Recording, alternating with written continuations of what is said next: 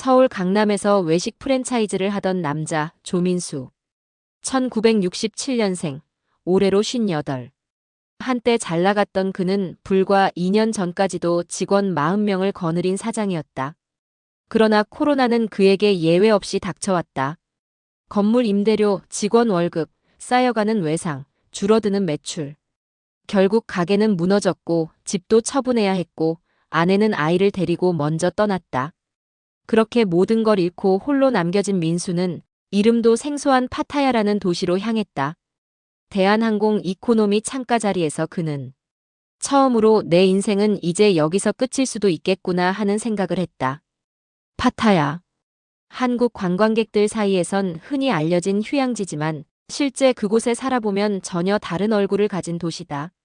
낮엔 천천히 흘러가는 삶이 있고 밤엔 형형색색의 네온 속에 각자의 아픔을 숨긴 사람들이 모여든다. 민수는 처음엔 해변 근처에 있는 한 허름한 게스트하우스에 묵었다. 하루 10,000원 남짓한 방값, 공동 화장실, 찌든 곰팡이 냄새, 낡은 천장 선풍기. 하지만 이상하게 마음은 편했다. 그 누구도 그에게 실패자라 말하지 않았고 자기를 아는 사람도 없었다. 며칠을 무작정 걷다가 한국 사람이 운영하는 작은 식당에서 일자리를 얻었다. 설거지, 서빙, 가끔 김치 담그기까지. 한 달에 600밭 한화 20만 원 남짓, 숙식 제공. 그에게는 그것도 감지덕지였다. 파타야의 여름은 끈적했고 가끔씩 한밤중에 내리는 스콜은 민수의 가슴을 시원하게 만들어줬다.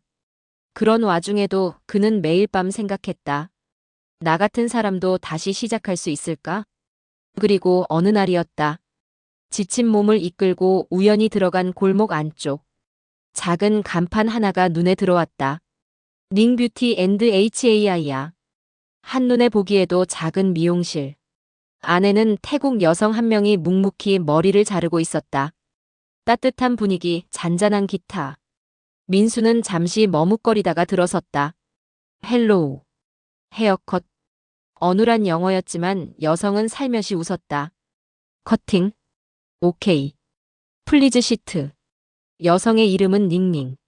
민수보다 30살은 어려 보였다. 하지만 묘하게 어른스러운 눈빛, 그리고 말이 없지만 손끝에 정성이 깃든 움직임. 민수는 묘하게 그녀가 신경 쓰였다. 머리를 다 자르고 나오려던 순간 비가 쏟아졌다. 태국 특유의 스콜. 거센 비소리에 깜짝 놀라 문 앞에서 우왕좌왕하던 민수에게 닝은 말없이 작은 비닐 우산을 건넸다. 유고. 워터파인. 그 말에 민수는 이상하게 울컥했다. 누군가의 작은 배려조차 오랜만이었던 것이다. 그날 이후 민수는 3주에 한 번 일부러 머리를 자르러 닝의 미용실을 찾았다. 그때마다 닝은 차를 내주고 말은 많이 없지만 항상 따뜻했다. 민수는 닝에 대해 조금씩 알게 되었다. 부모는 교통사고로 일찍 세상을 떠났고 어릴 적부터 친척집을 전전했다. 고등학교도 제대로 졸업하지 못한 채 파타야로 나와 돈을 벌기 위해 유흥업소에 들어갔다. 낫굿 플레이스. 마이 해피. 닝은 자신이 그곳에서 있었던 시간이 자신의 인생을 망가뜨릴 뻔했다고 말했다.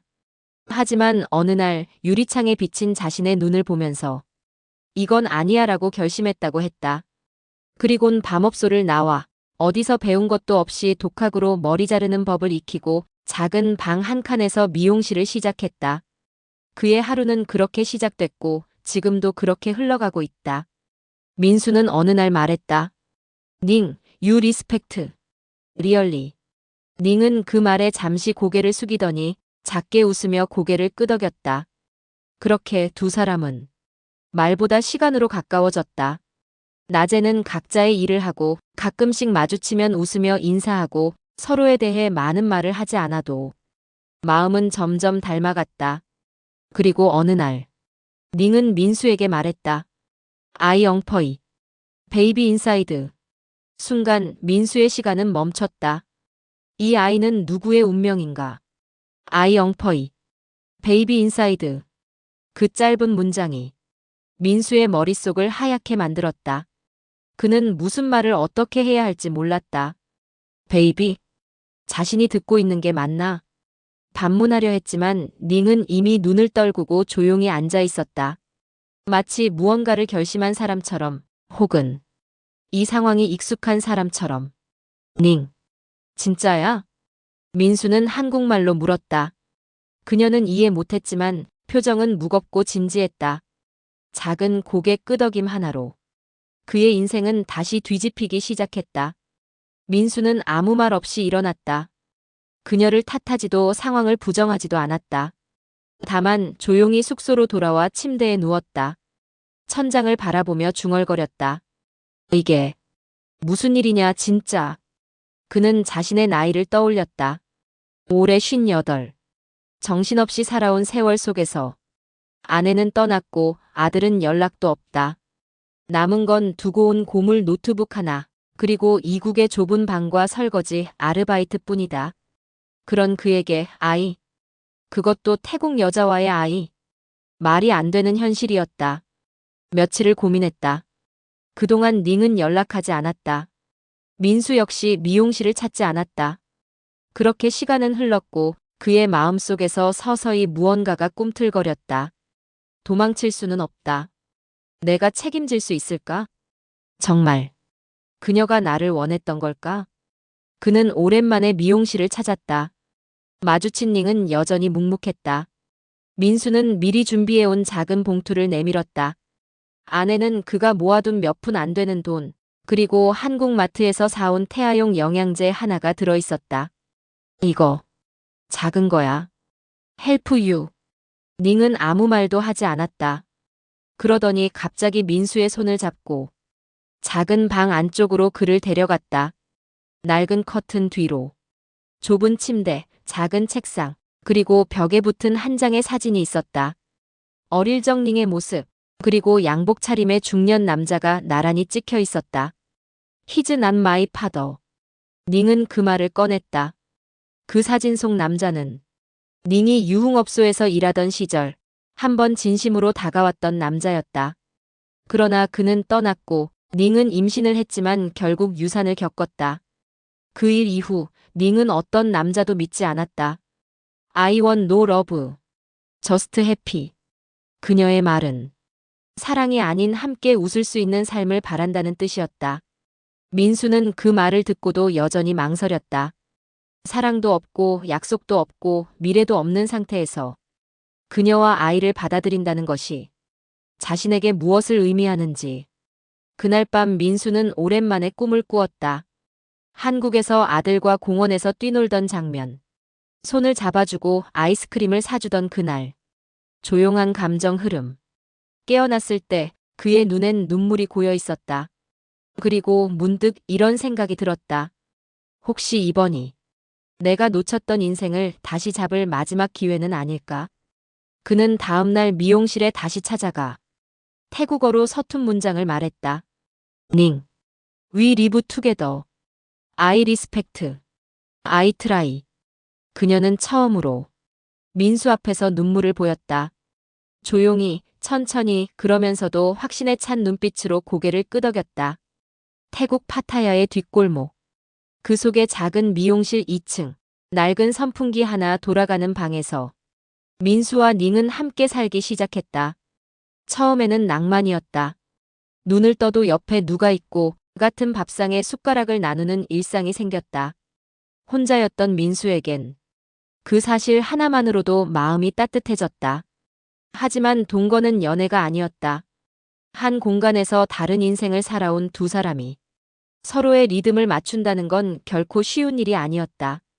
닝은 새벽 5시에 일어나 음악을 틀고 청소를 했다. 민수는 밤낮이 바뀐 채 피곤에 젖어 자고 싶어 했고 그 소리에 자주 깼다. 민수는 된장찌개를 끓이려 했지만 미용실에는 가스렌지가 없었다. 닝은 태국식 국거리 향신료를 넣었고 민수는 그걸 도저히 삼킬 수 없었다. 처음엔 웃으며 넘겼다. 하지만 반복되면서 작은 불만은 쌓였다. 좀 조용히 좀 해, 닝. 이거 너무 맵고 짜. 닝도 지지 않았다. You not help. You only complain. 그날 밤 둘은 처음으로 등을 돌리고 잠들었다. 민수는 허공을 바라보며 이게 맞는 길인가? 스스로에게 물었다. 하지만 동시에 알았다. 이건 도망쳐서 해결될 문제가 아니라는 걸. 그 다음 날 민수는 시장에 갔다. 플라스틱 접시, 휴대용 가스레인지, 그리고 태국에서 구할 수 있는 콩나물과 고추장을 샀다. 그날 저녁 작은 알루미늄 냄비에 끓인 콩나물국을 닝에게 내밀었다. 닝은 조용히 한 숟갈 떴다. 그리고 아무 말 없이 다 먹었다. 그녀의 눈빛엔 이해하지 않아도 존중하겠다는 묘한 기색이 맴돌았다. 그렇게 다시 일상이 이어질 무렵 낯선 얼굴 하나가 미용실을 찾았다. 젊은 남자, 어두운 선글라스를 끼고 태국어로 닝과 무언가를 이야기했다. 닝은 굳은 표정으로 그를 쳐다보았다. 민수는 알아듣지 못했지만 그 대화가 편한 것이 아니라는 건 직감할 수 있었다. 남자가 돌아간 뒤 닝은 말없이 창문을 바라봤다. 민수가 묻자 닝은 짧게 말했다. He's my past. 그는 닝이 유흥업소에 있을 때 만났던 남자였다. 오랜 시간 손님으로, 때론 남자친구로, 결국엔 돈을 뜯어가고 자신을 상처 입혔던 인물이었다. He say, you with old Korean. He say I not safe. 민수는 말문이 막혔다. 하지만 닝은 단호했다. I stay. We pie. 그날 밤 누전이 심한 방에선 선풍기마저 꺼진 채로 조용한 어둠만 흘렀다. 민수는 닝의 손을 꼭 잡았다. 걱정 마. 내가 지켜줄게. 처음으로 민수가 닝에게 남자로서 말한 순간이었다. 그날 이후 민수는 미용실 주변을 더 자주 둘러보았고 가끔씩 외부인 눈치를 보며 닝이 혼자 있을 땐 식당 일을 마치고 달려왔다. 그러던 중 식당 사장에게서 전화가 왔다. 민수 씨, 오늘부터 안 나와도 돼요. 네. 누가 민수 씨가 가게 물건을 훔쳤다고 신고했어요. 우린 CCTV 봤는데 아닌 거 아는데. 여기 분위기 안 좋아졌어요. 미안해요. 순간 민수는 머리가 하얘졌다. 그 남자다. 닝에게 접근했던 그 남자가 뭔가를 저질렀다는 직감이 들었다. 모든 게 무너지는 기분이었다. 이국 땅에서 유일한 일자리마저 사라졌다. 숙소비, 생활비, 아이를 위한 병원비. 앞이 보이지 않았다. 그 밤 민수는 처음으로 닝에게 이렇게 말했다. 우리 이 도시 떠나자. 파타야 말고 다른 곳에서 시작하자. 닝은 놀란 눈으로 그를 바라보았다. 그러다 아주 조용히, 아주 작게, 오케이. 하고 대답했다. 민수와 닝은 이른 새벽 짐 3개를 들고 파타야를 떠났다. 태국 중부의 한적한 도시 수판부리. 관광객은 거의 없고 적막한 논밭과 오래된 시계탑 하나가 전부인 마을이었다. 누구도 그들을 모르는 곳. 그들에게는 그게 필요했다. 평범하게 살 수 있는 조용한 땅. 조금만 노력하면 남들처럼 일상을 살 수 있을 것 같은 곳. 민수는 작은 오토바이 수리점에 취직했다. 급여는 적었지만 숙식을 제공해줬고 가게 사장도 조용한 성격이었다. 닝은 마을 중심지 근처에 작은 공간을 빌렸다. 파타야에서 가져온 가위와 드라이기, 몇 가지 미용용품만으로 닝 HAIR라는 작은 간판을 걸었다. 따뜻한 분위기, 잔잔한 기타. 둘은 고단한 하루 끝에 나무 문이 덜컹거리는 작은 방에서 서로를 마주보며 밥을 먹고 별이 보이는 하늘을 보며 웃었다. 잠시지만 세상이 편해진 듯한 순간들이었다. 그렇게 2달이 흘렀고 닝의 배는 눈에 띄게 불러왔다. 아이는 태동을 시작했고 민수는 저녁마다 그녀의 배에 귀를 대고 말했다. 얘야, 너 혹시 말 좀 일찍 해줄래? 너 때문에 아저씨가 사람 구실 다시 하게 생겼다. 닝은 그 말에 작게 웃으며 민수의 머리를 쓰다듬곤 했다. 하지만 평온은 오래가지 않았다. 어느 날 미용실 앞에 한 남자가 서 있었다. 그는 민수를 빤히 쳐다봤다. 태국어로 말했지만 그 눈빛은 분명히 말했다. 나는 너희가 어디 있는지 알고 있다. 민수는 본능적으로 느꼈다. 파타야에서 닝을 협박했던 그 남자다. 그는 분명히 뭔가를 노리고 있었다. 닝은 놀랐지만 담담했다. He want money. Not love. Not baby. 저스트머니. 그녀는 말하며 민수의 손을 꼭 잡았다. 위고 폴리스? 민수가 조심스럽게 물었다. 닝은 고개를 저었다. He has people. Long time friends in police. 그날 밤 민수는 깊은 고민에 빠졌다. 도망만 치는 삶이 이젠 아이에게도 영향을 줄 수 있다. 그리고 마침내 그는 한 가지 결심을 한다. 다음 날 민수는 오토바이 수리점 사장에게 부탁해 수리 중이던 중고 스쿠터 한 대를 빌렸다.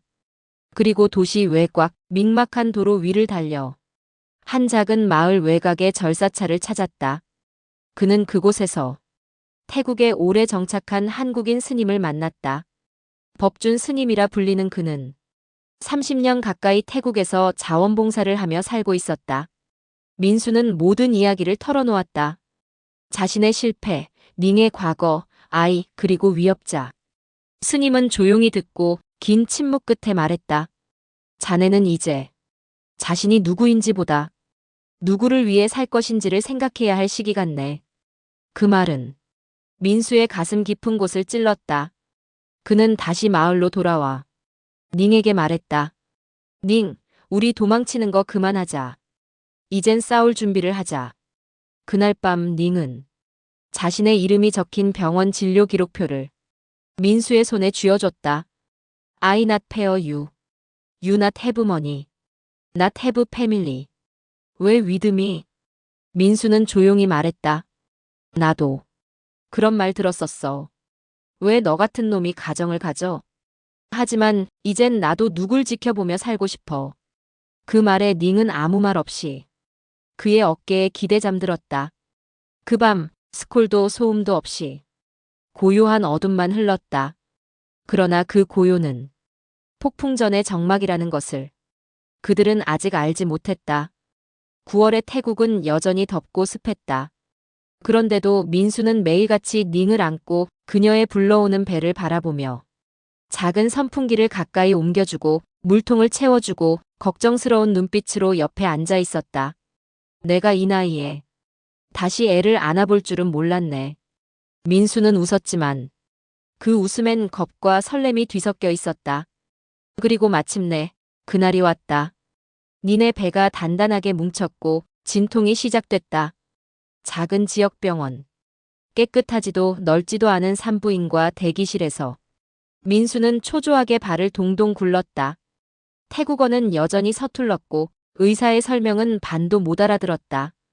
오직 닝의 손만 붙잡고 괜찮아, 괜찮아. 수백 번 되뇌이며 시간을 견뎠다. 감정 고조, 희미한 피아노. 그리고 오후 3시 42분. 아이는 태어났다. 작고 붉고 힘차게 울었다.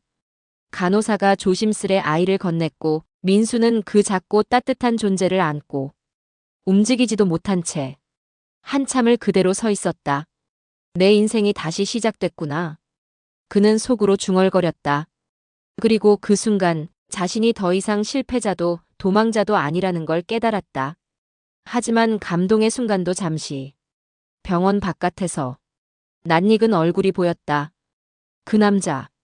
닝을 쫓던 그가 차를 세워두고 병원 쪽으로 다가오고 있었다. 민수는 아이를 간호사에게 맡기고 바로 병원 입구로 달려나갔다. 그리고 그 남자와 정면으로 마주했다. 왜 여기까지 왔냐? 그가 한국어로 낮게 말했다. 민수는 말없이 그를 바라보다 한마디 꺼냈다. 긴장 고조, 드럼 베이스 약하게 깔림. 끝내자. 둘은 병원 근처 조용한 공터로 이동했다. 그곳엔 닝이 말했던 과거의 그림자, 태국어로 무언가를 중얼대며 웃는 그 남자와 자신을 지키려는 중년의 한국 남자가 마주했다. 그 여자 내 거 아냐? 그 여자 돈 없어. 그 여자 나랑 아이 있어. 그 남자는 민수의 멱살을 잡았다. 민수는 맞섰다. 서로 주먹이 오갔고 민수는 바닥에 쓰러졌다. 하지만 그 순간 숲을 뒤에서 누군가 뛰어왔다. 법준 스님이었다. 그는 지역 경찰과 함께 왔다. 이미 민수는 닝과 함께 병원 가기 전 스님에게 연락을 해둔 상태였다. 스님은 경찰에게 이 남자가 여성에게 지속적인 협박과 스토킹을 했다며 태국어로 차근차근 설명했고 결국 남자는 현장에서 체포됐다. 따뜻한 분위기, 잔잔한 기타. 민수는 피를 닦으며 일어났다. 등 뒤에선 아이의 울음소리가 희미하게 들렸다. 그는 그 소리에 조용히 웃었다. 며칠 뒤 민수는 닝과 함께 아이에게 이름을 지었다. 정하자 한국식으로. 닝은 고개를 끄덕였다. 무슨 뜻이야? 민수가 말했다. 하늘처럼 맑은 아이. 그래서 하늘, 태. 따뜻한 분위기, 잔잔한 기타. 그래. 태준. 조태준. 나랑. 이 아이 이름이 비슷하네. 민수는 작게 웃었다. 한 달 후 스님은 작은 행사를 열었다. 지역 아이들과 어르신들을 초대해 민수의 아이 첫 돌잔치 겸 작은 미용 봉사를 겸한 지역 축제였다. 민수는 그곳에서 오토바이 수리를 도와주고 아이를 품에 안고 낯선 이웃들과 어울렸다. 그리고 문득 자신이 진짜로 삶이라는 걸 살고 있다는 걸 느꼈다. 모든 걸 잃고, 모든 걸 버리고, 모든 걸 끝냈던 그 남자 조민수. 그는 지금 태국의 한 작은 마을에서 아기를 안고 웃고 있다. 그리고 그 아기는 세상에서 가장 밝게 아빠를 향해 웃고 있었다.